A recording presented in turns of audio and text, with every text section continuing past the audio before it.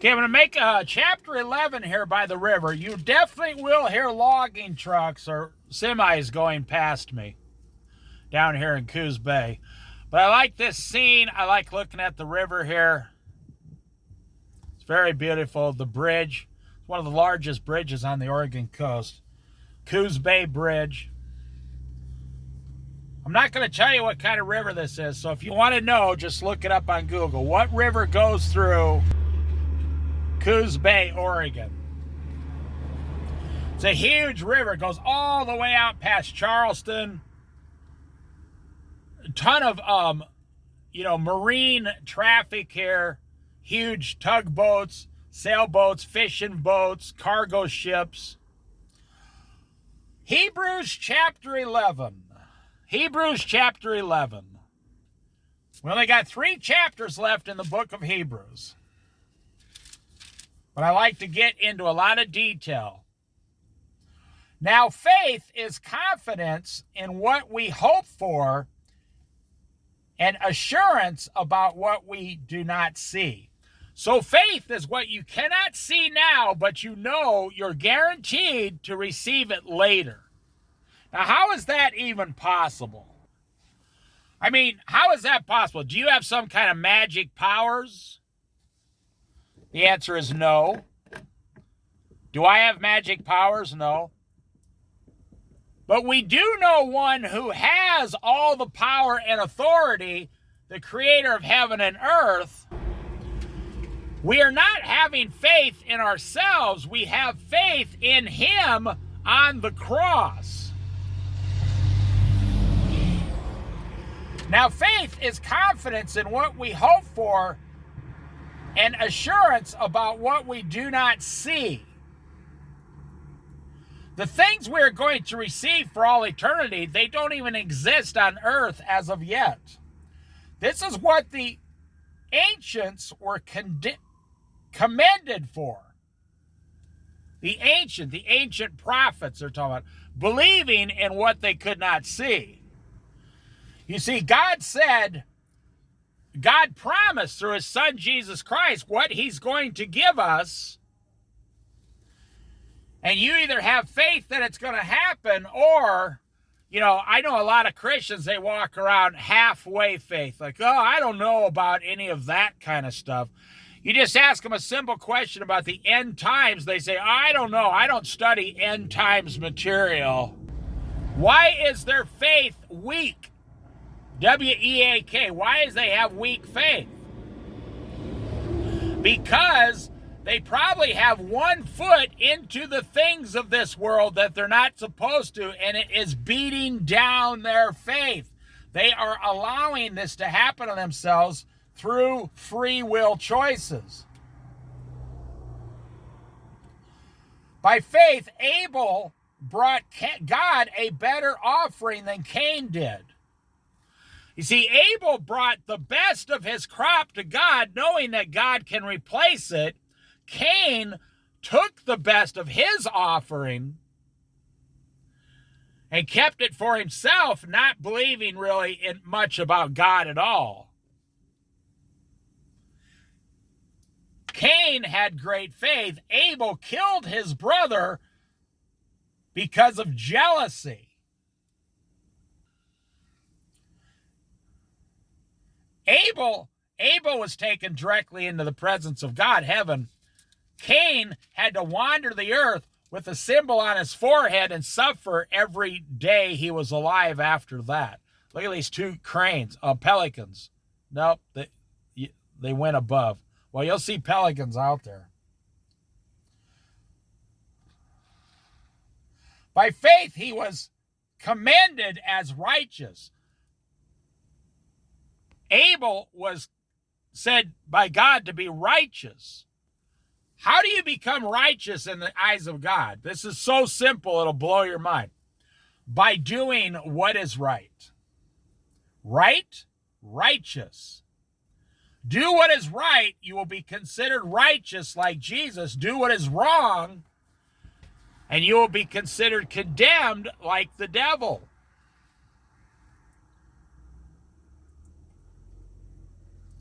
When God spoke well of his offerings, And by faith, Abel still speaks even though he is dead.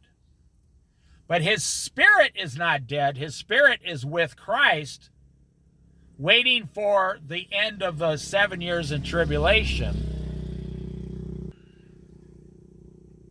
By faith, Enoch was taken from this life so that he did not experience death. He could not be found because God had taken him away. Now, a lot of people assume that Enoch is going to be one of the two prophets during the last part of the 7 years of tribulation.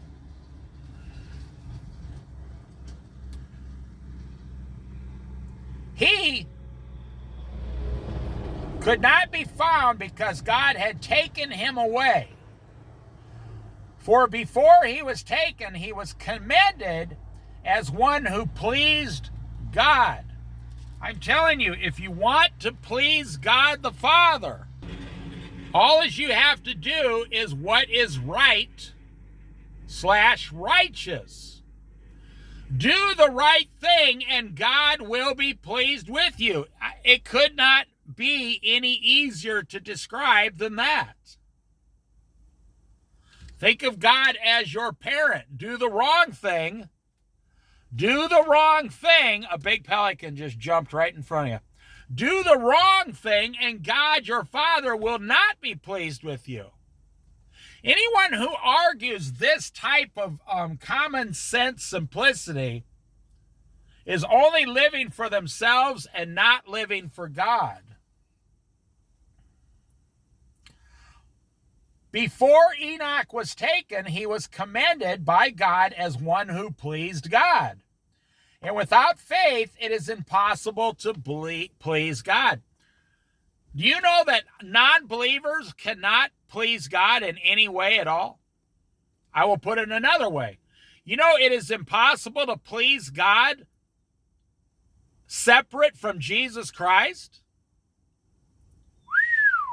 What does that say about you? Have you ever realized before that you are the only one who can please God? The believers? You are in an elite group of people who believe in Jesus Christ, the Son of God, and you are the only ones who can please God. So, that's it. We go back to the previous 2 or 3 chapters. If you are in this elite group of those who are saved, the only ones who can please God, if you are in this elite group, when you backslide,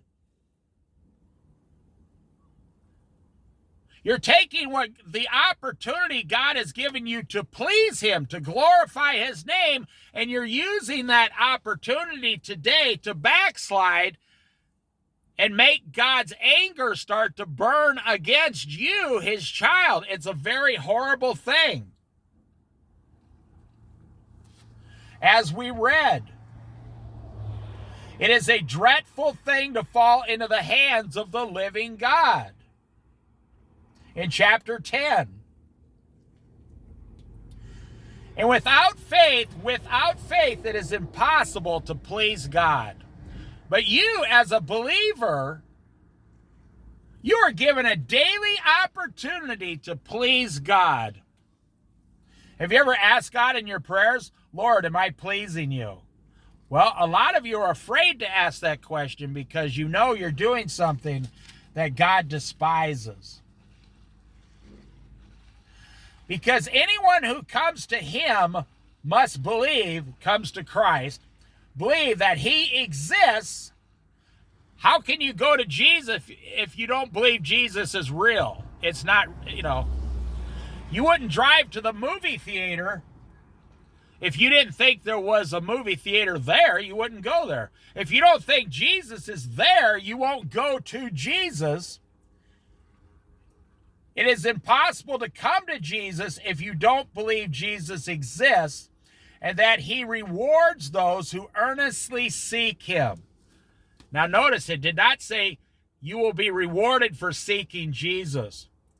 No, it said you will be rewarded for earnestly seeking Jesus. What does earnestly mean? Daily, nonstop, seeking the Lord in your life and his direction over your life. So some people, they give their life to Christ and then they go back into the world and they wonder why they're not being rewarded. Why am I not being rewarded on this earth? I gave my life to Christ at church 3 years ago, 10 years ago, and they realize, they know, I backslid. I started backsliding away from the Son of God. By faith, Noah, when warned about things not yet seen, Jesus said, build an ark, I'm going to flood the earth. Would you spend the next 120 years building an ark because God said, I'm going to flood the earth? And by the way, supposedly there was like 100-year drought before he said that to Noah. It had not rained on that part of the earth, or I don't know, the whole earth for 100 years. And then God told Noah and his sons to build an ark that's going to take over 100 years to build. They only had like axes and saws and hatchets. They didn't have modern technology. Imagine building an ark 1.5 football fields long, 3, 4, 5 stories high, just you and your 3 sons with an axe and a saw. And not to mention all the inner stalls inside. And some of these floors had to be big enough so a hippopotamus and an elephant could go on them and not fall through.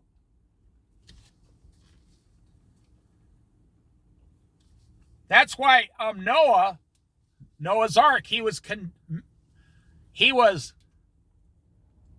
God said, here's a man of faith and righteousness. God said, Noah. Noah said, here I am, Lord. What can I'm ready. Let's go. By faith, Noah, when warned about things not yet seen, in holy fear built an ark to save his family. Holy fear. He feared God. Do you fear the Lord? Do you fear the Lord, or do you fear what other men think of you? Let's go drinking. Well, I don't want my buddies to think I'm a wussy, You better fear what God thinks about you, not some idiots that you work with that get drunk all the time. They have no power over your eternal soul. You should fear him who has the power to throw your eternal soul into hell, the Bible says. By his faith, he condemned the world because H-E-I-R, and became heir of the righteousness that is in keeping with faith. By faith, Abraham, when called to go to a place he would later receive as his inheritance, obeyed and went. I like the story when Abraham and Lot started arguing, well, their servants did, because there was the Lord had blessed them so much, there was not enough grass in that valley to support all their cattle blessings, their livestock. And I like the part where Lot says, what should we do? And Abraham had so much faith in God, he says, well, Lot, you pick the west, I'll go to the east, you pick the east, I'll go to the west. Well, Lot didn't have a lot of faith if you read closely, because he picked the well-watered grassland, the best of the best, but Lot ended up, penniless and lost everything in Sodom and Gomorrah, where they were committing sodomy, the whole place. I'm not saying Lot was, I'm saying people live there. But I like what Abraham said. So Abraham was given the worst part of the land, the desert, where there was no water, no grass, nothing, and he just commanded his servants, go ahead and go out, take everything we got and start walking out into the desert.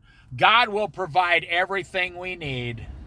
Now there was a man of faith, Abraham, when he told his servants, God will provide everything we need. And I bet you at the end, I bet that desert was greener and had more water running through it than the place that Lot chose for himself. By faith, he made his home in the promised land like a stranger in a foreign country. He lived in tents, as did Isaac and Jacob, who were heirs with him in the same promise. For he was looking forward to the city with foundations, whose architect and builder is God. They weren't looking for an earthly city. They lived in tents, and some of them lived in caves. They were looking for a city, a heavenly city in the afterlife, the one that God built in heaven, bring heaven onto earth. And by faith, even Sarah, who was past childbearing age, let me tell you, if you live to be close to 90 years old, you're not going to want to have a baby on earth. If you're a woman, 90 years old or whatever, you're not going to say, hey, good news, I'm pregnant. 90 years old? But by faith, she said these things.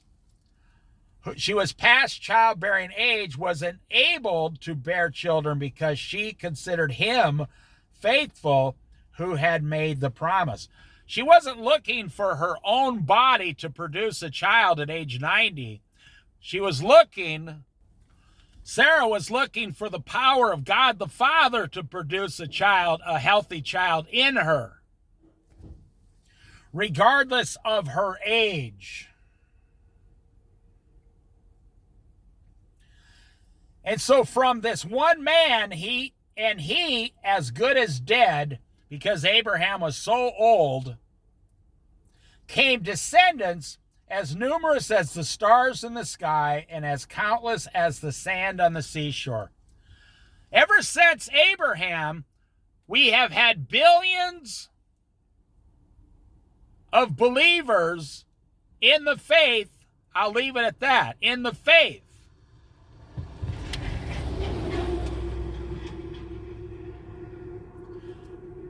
Now, Abraham didn't even have the word billions.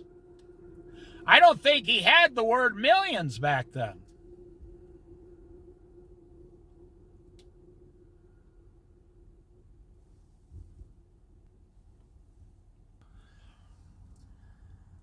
All these people were still living by faith when they died. There's no better way to die, I'll tell you that. Now, I don't speak on my own behalf. I speak on my grandparents' behalf and my parents' behalf. They died in the faith that Jesus Christ was going to give them eternal life as promised. They did not receive the things promised. They only saw them and welcomed them from a distance, like in the previous chapter, a shadow of things to come, admitting that they were foreigners and strangers on earth.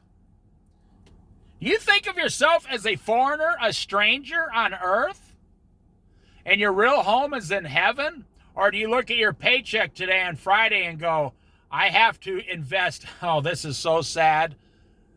It's the American capitalism curse, the curse of American capitalism.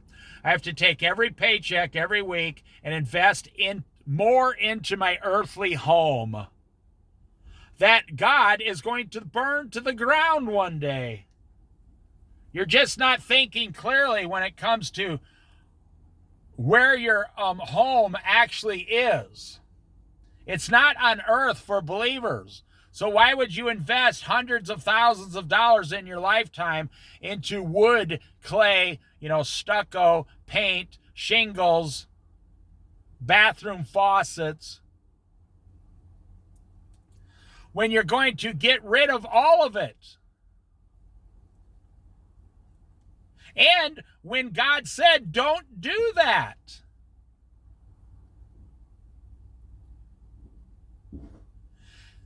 admitting that they were foreigners and strangers on earth.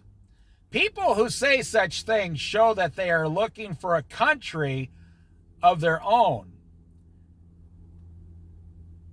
If they had been thinking of the country they had left, they would have had opportunity to return.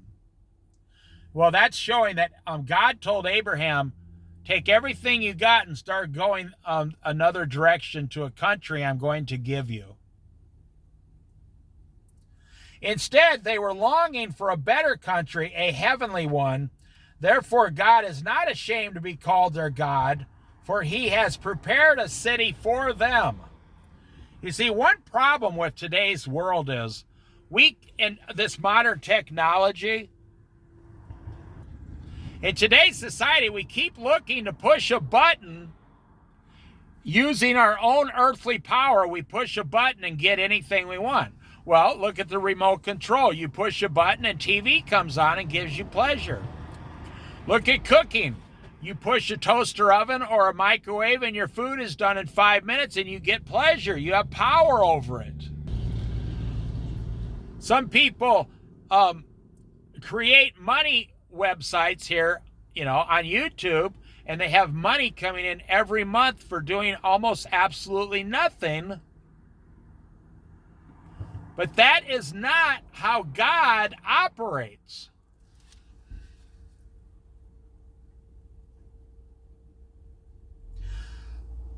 By faith, Abraham, when God tested him, offered Isaac as a sacrifice.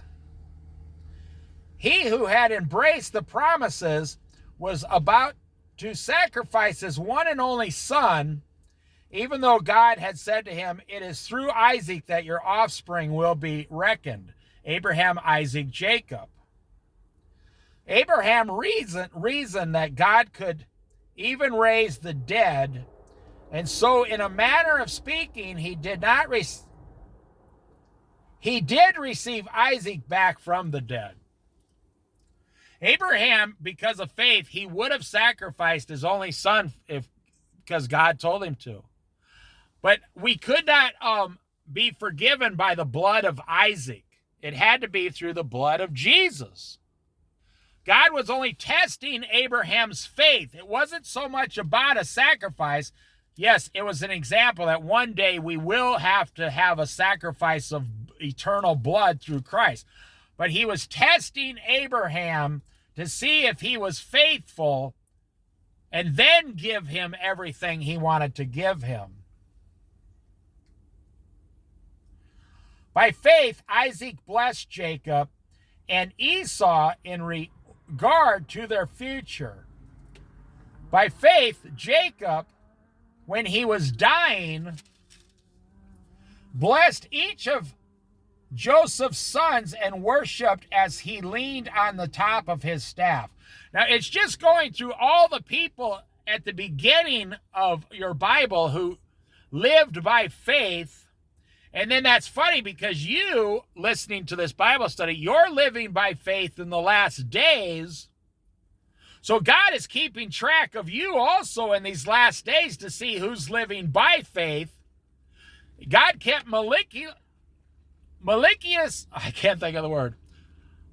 detailed track of who was living by faith in the Old Testament. God is keeping detailed track of who is living by faith here in the last days, right before the rapture, right before the 7-year tribulation. By faith, Joseph, when his end was near, spoke about the exodus of the Israelites from Egypt and gave instruction concerning the burial of his bones. He himself prophesied the Jews will be held captive for 400 years, and then someone will come and free them by the hand of God. By faith, Moses' parents hid him for 3 months after he was born because they saw he was no ordinary child, and they were not afraid of the king's etiquette. By faith, Moses, I'll tell you who had faith, Moses' mother. She put Moses in a basket and set him down the river and had faith that God would take care of him, because they were commanded to kill all the newborn babies of Israel. And so she sent Moses down the river.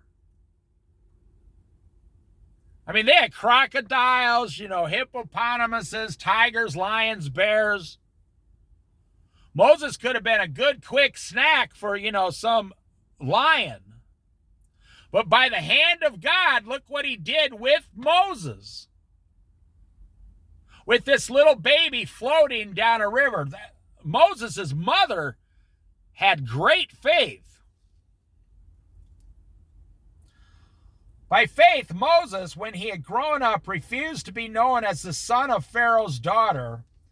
He chose to be mistreated along with the people of God rather than to enjoy the fleeting pleasures of sin. Jesus Christ, he had the greatest faith of all, but Jesus left heaven. He was already in heaven as God's son. He left paradise to come down here. Even Jesus had faith in God the Father to come to earth and do the things he did through salvation and the cross and the teachings.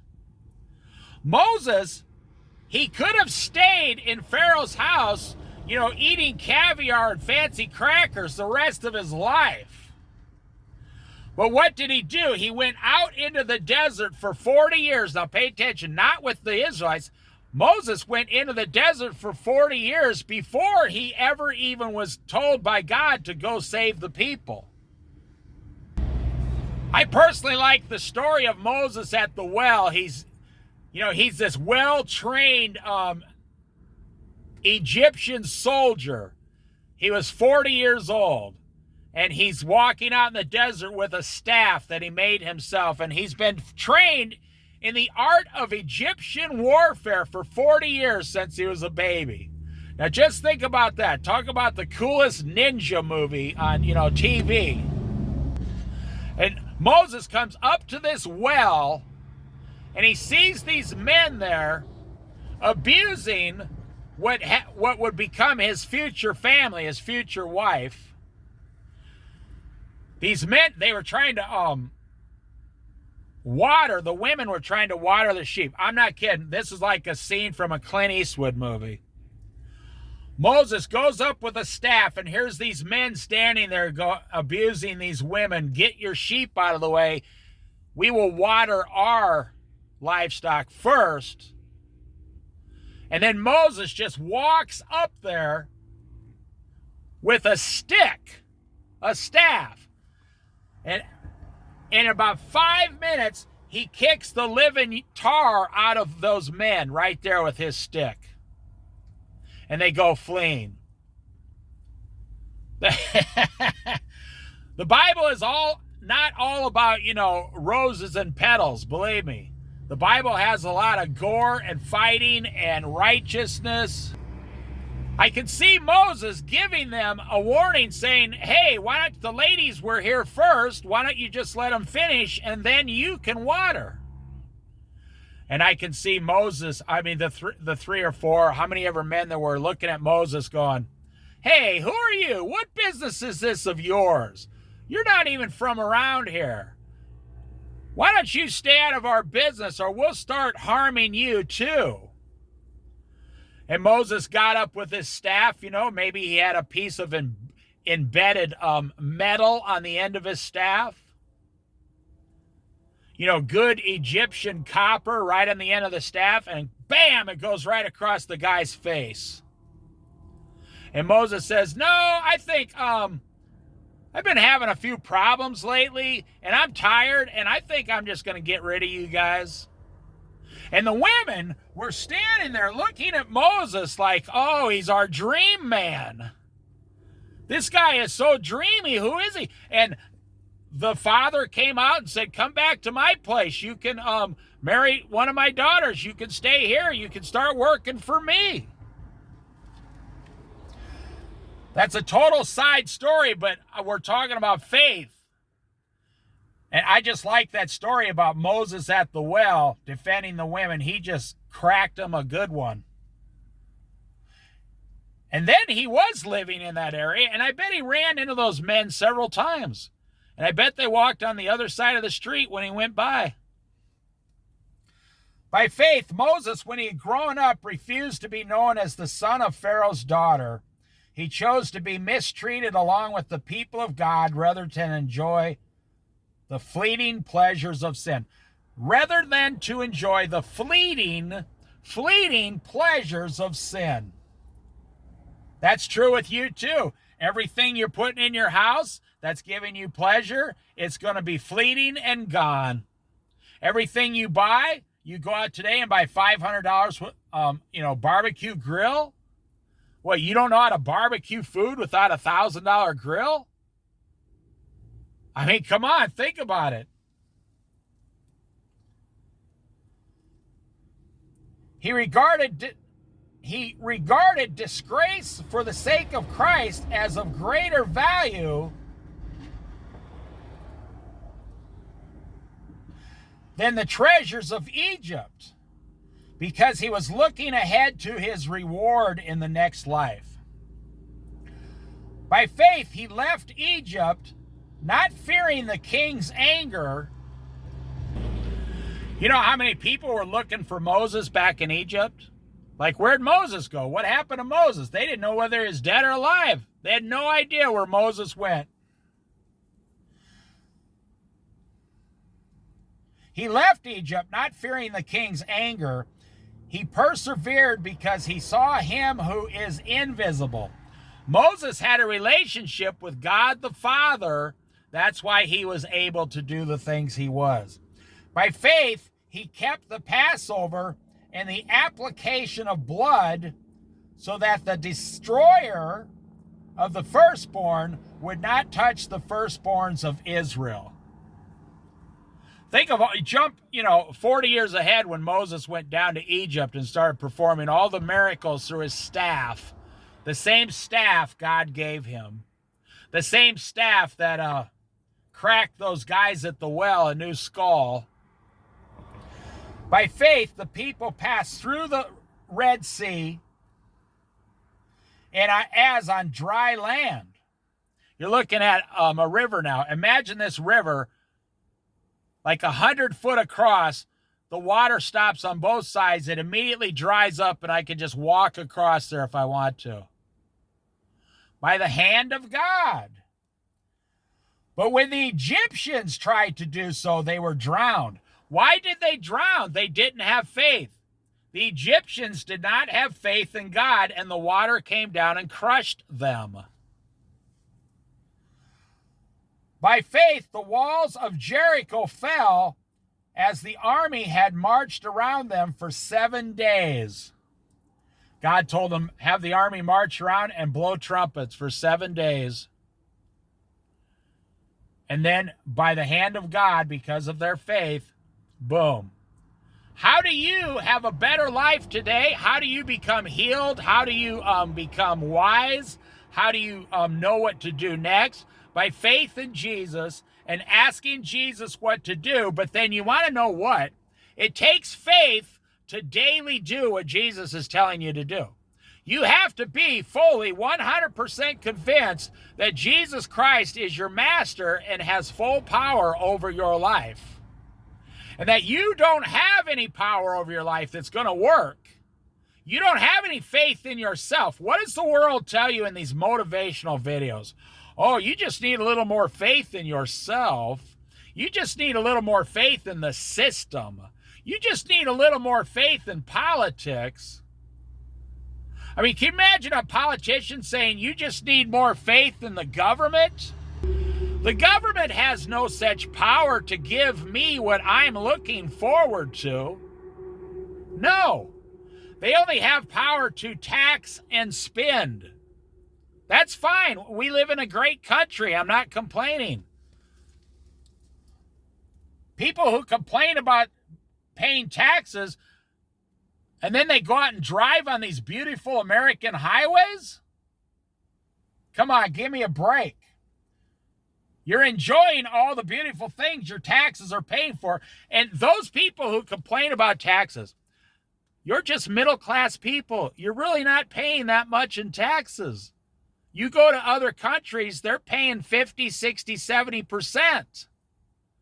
You go to some countries, they take almost everything you have or they kill your entire family.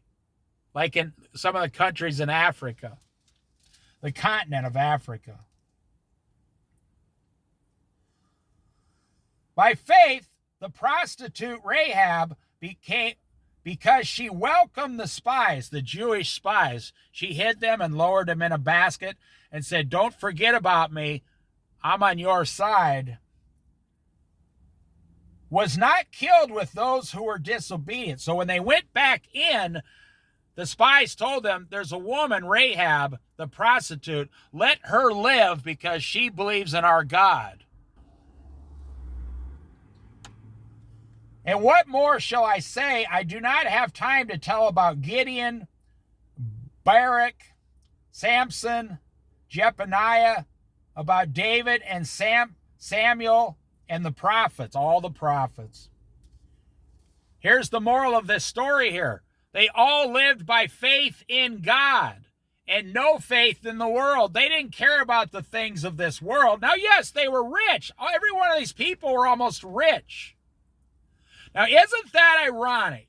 You're putting faith in this world your entire life to make yourself rich. But in the Bible, they put no faith in the world. They put all their faith in God the Father, and God made them all rich. It's like, now, don't get me wrong, you non-believers, you didn't hear that the way you wanted to. You cannot follow God because he will make you rich. No. But if you truly have faith in Jesus Christ, God is going to pour more blessings on you than you will ever contain on this earth. I am living proof of that. God gives me things I do not deserve, I have not worked for. He gives them to me through faith and faith only.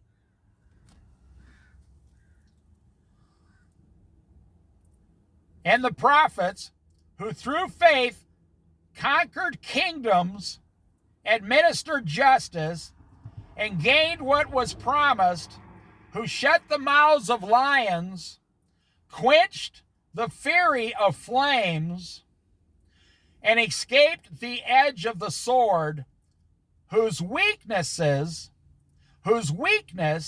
was turned to strength, I will say strength in Christ,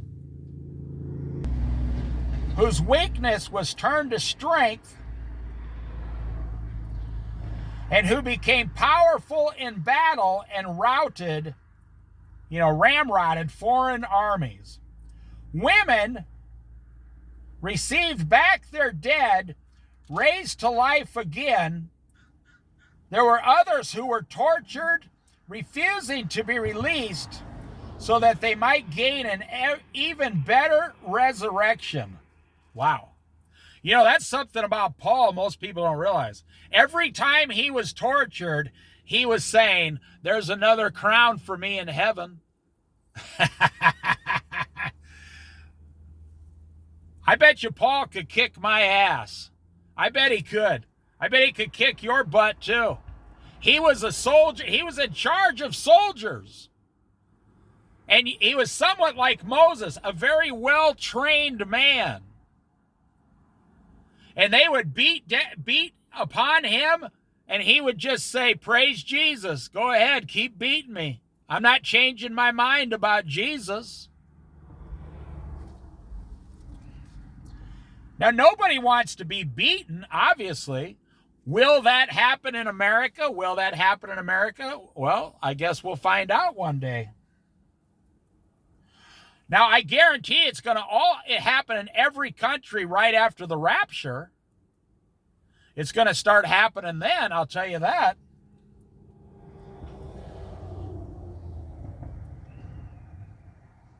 Some faced jeers and flogging, jeers, Jeers, people making fun of them, flogging them, and verbally insulting them at the same time. And even chains and imprisonment. They were put to death by stoning. You know how horrible it would be to be stoned to death? Like have like 1,000 rocks being thrown at your face until you die. You say, well, I'm probably unconscious anyway. Well, maybe not. You might not be unconscious until the 300th stone hits your face. It would be better to have Mike Tyson punch you once and then you'd be out. But people picking up stones, you ever see people try to throw a stone? They don't throw very accurately or very well. And they're all standing there throwing stones at you until you die.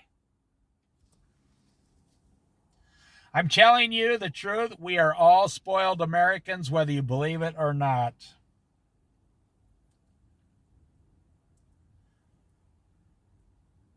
They were put to death by stoning and were sawed in two. They were killed by the sword. So they had a saw. They would put a man on a table and he was still alive. They'd put they'd say, hey, let's see if your God saves you if we saw you in half. And they would put the two men on each side, these soldiers probably, and they would start, like sawing down an old redwood tree 150 years ago, right? You've seen the pictures of these big saws. Here, this saw is going across you, cutting you in half. And then they're making fun of you, saying, where's his God now? Woo! You don't want to be on the wrong side of God on Judgment Day. Because God's going to look down and say, hey, weren't you the one that sawed my prophet in half? Do you want to be that guy who sawed one of God's prophets in half? We're almost done here with chapter 11. They went about in sheepskins and goatskins, destitute, persecuted, and mistreated. Who's one of the greatest people in the Bible? John the Baptist. He came out of the desert eating locusts and honey.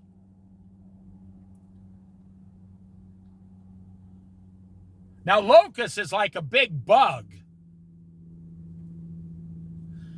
And honey would have made it sweet to go down and chew it, I guess. But locust would give him a lot of protein if you check into it.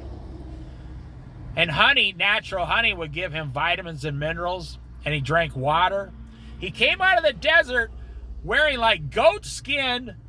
He looked like probably the abominable snowman. Never had anything to, comb his hair. I don't know how he brushed his teeth. He came out. And he was put in charge because of his faithfulness and steadfastness in the desert with God. God said, the one you see the dove coming down and resting upon, he will be the Messiah, the Savior of the world. And John the Baptist saw this and said, there he is, the Son of Man, whose sandals I am not even worthy to untie. He must become greater and I must become less.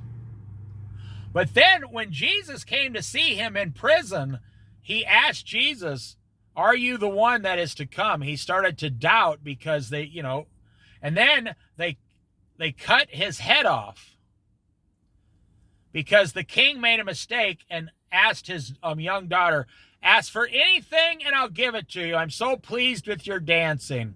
And so she ran to her mother because she was too young. So what should I ask for?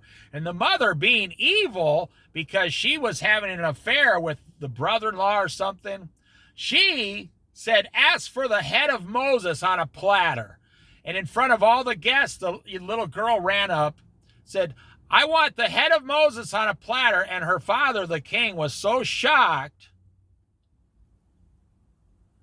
And it grieved him, but because of the guests there, he had to do what he promised, because you don't want to make promises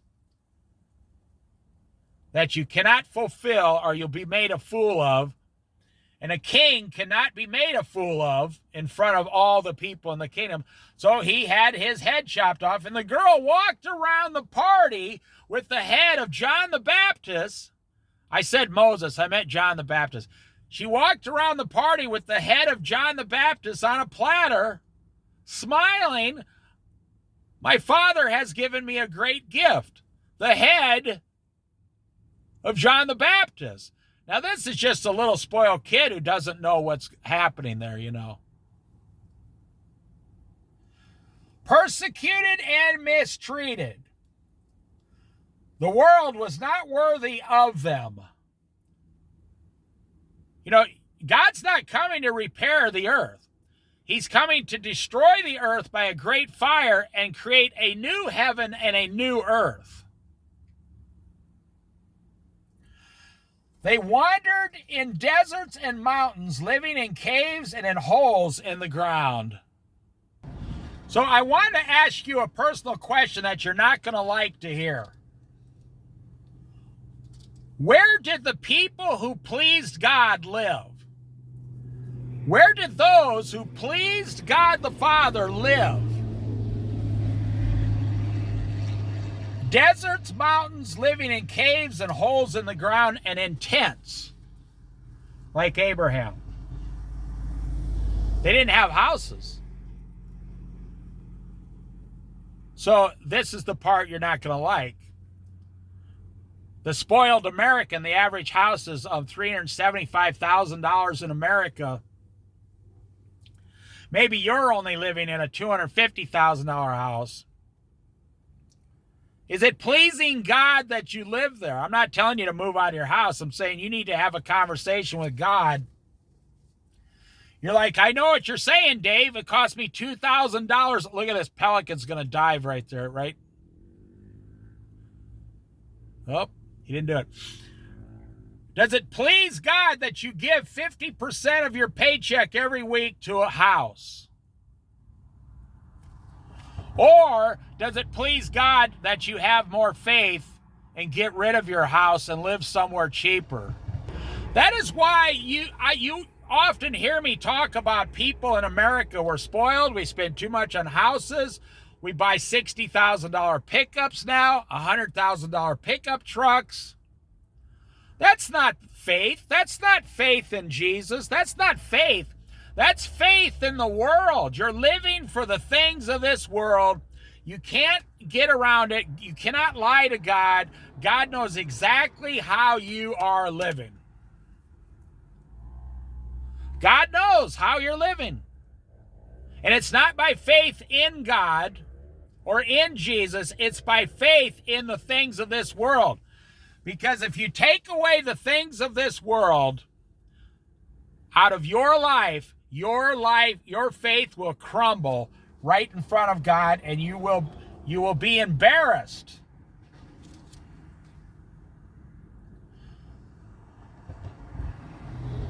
We're almost done. These were all commended for their faith, yet none of them received what had been promised, since God had planned something better for us, so that only together with us would they be made perfect. End of chapter 11. Are you living by faith? That was the moral of that chapter. Are you living by faith? Are you living by faith in Jesus Christ and looking for something better to come in the next life?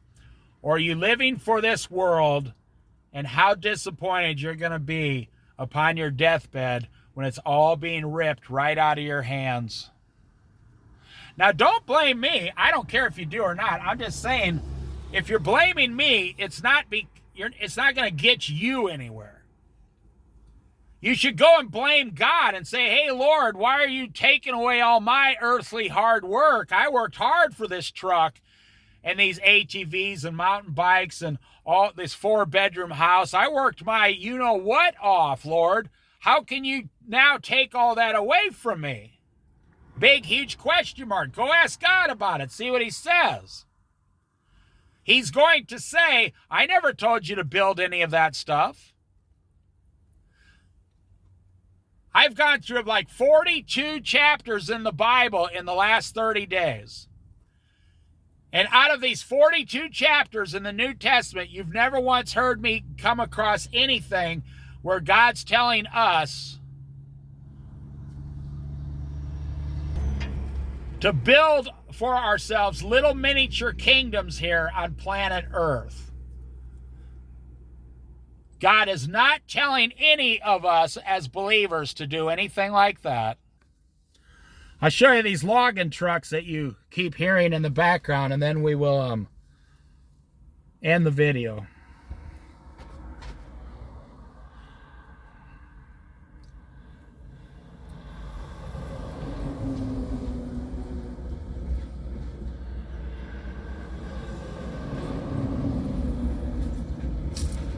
The question is, are you living by faith?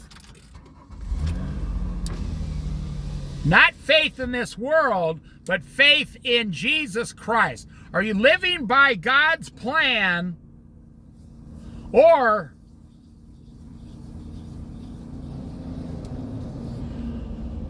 are you living to, further your own little tiny kingdom on this earth, thinking, oh, well, I'm going to enjoy my life for 80 or 100 years, and then I'll be happy to go to heaven after that. That's not God's plan for your life. That's your miserable, stupid plan for your life. If you were to make a plan for yourself, you could even come up with a better plan than that one. So your plan for your life is to say, well, yeah, I'm going to work, 70 years as hard as I can until I drop dead. Does that really sound like a great plan?